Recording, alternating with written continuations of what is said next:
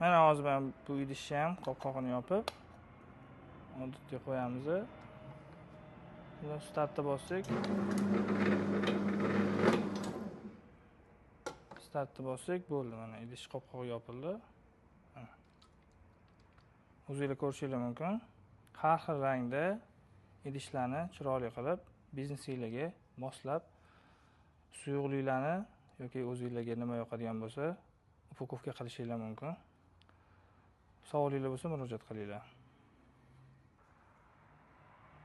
Mana ko'rishingiz mumkin, har xil rangdagi, har xil katta o'lchamdagi idishlarni upakovka qildik.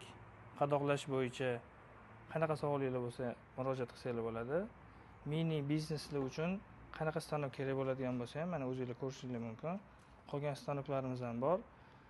Kanalimizni kuzatishda davom etsanglar, boshqa stanoklarning ham videolarini sizlarga taqdim etib boramiz. Savolinglar bo'lsa murojaat qilinglar, sizlarga javob yozishdan xursandmiz.